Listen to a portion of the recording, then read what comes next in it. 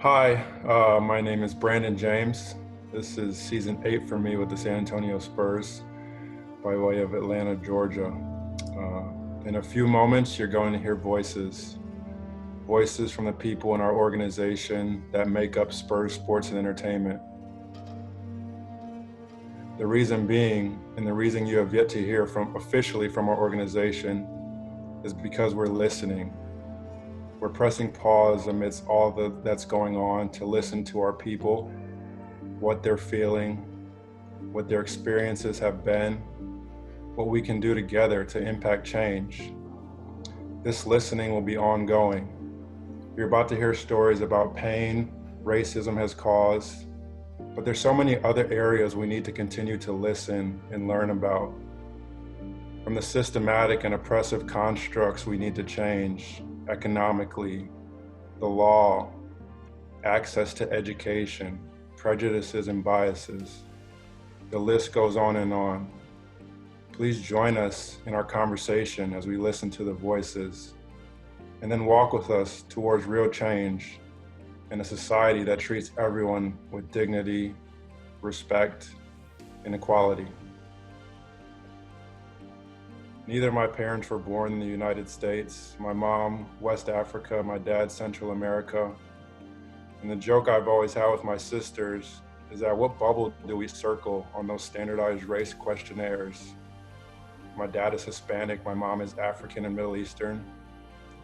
The reality, however, is that my race was never for me to decide in a literal biological sense, but also in a societal construct sense.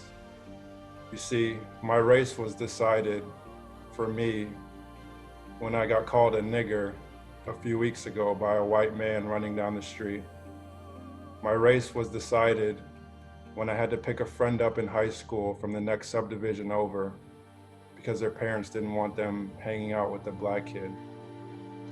My race was decided by me when I got told by a group of peers that they were surprised that I had read so many books.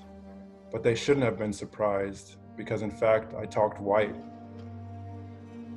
I've been fortunate enough to work with an organization that has entrusted me with a leadership role. And I can assure you that there's a good number of people that think I got here because of my race and not in spite of. But the truth of the matter is that I've been second guessed since I was a kid.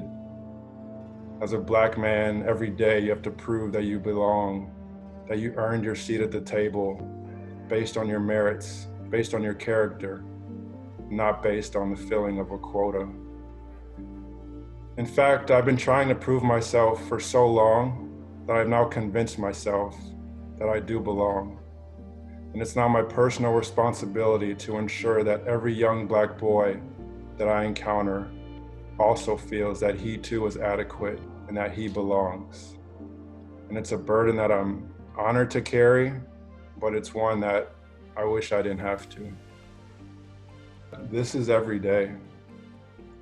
This isn't a bad apple cop or a societal rough patch. This is years of systematic bigotry and oppression being brought to light because an abundance of video documentation. Our stories and anecdotes as black people clearly weren't cutting it. The movie depictions weren't resonating deep enough. It seems that some people needed to see with their own eyes the life leave a black man's body at the hands of an evil and sick white police officer. And that's apparently what it took to get people's attention. But now that we have it, I just want America to understand that this isn't new. This is the world we live in. This is our world.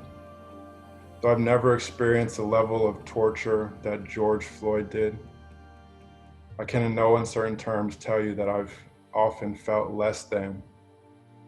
And in a metaphorical sense, we as black men have felt a knee on our necks since we've been born.